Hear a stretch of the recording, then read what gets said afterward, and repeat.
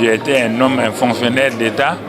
J'ai connu le docteur quand il commençait dans ses débuts déjà.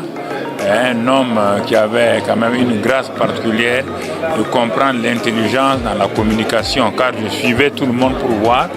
Je voyais en lui un homme d'avenir, un homme qui allait faire une percée dans le domaine. Et quand il a commencé Burkina.com et toutes ces choses-là, nous avons suivi pas à pas, nous avons vu qu'il évoluait jusqu'à ce que ça se mette sous la forme de Faso.net, et un élément que nous avons suivi, et nous avons vu réellement qu'il a pris de l'envol, un envol sûr et certain, parce qu'il s'est enraciné profondément d'abord dans les connaissances de ce qui était là, et nous voyons que grâce à lui, avec le Faso.net aujourd'hui, que le Burkina Faso sera en avance dans cette partie de l'Ouest Afrique là et au-delà pour ces choses.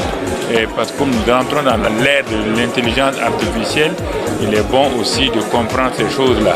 Donc, vous savez, c'est des instruments de travail, que vous soyez religieux, que vous soyez homme d'affaires.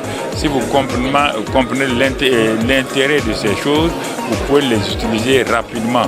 Et bon, comme en même temps je prêche à la télévision, c'est pour moi une chose de les suivre, de regarder, d'améliorer ma manière même de travailler. Parce que la télévision va actuellement dans 190 pays, il faut regarder les autres et nous pensons que nous pouvons développer des choses qu'eux ils ont déjà faites avant nous et puis les appliquer au niveau de la télévision.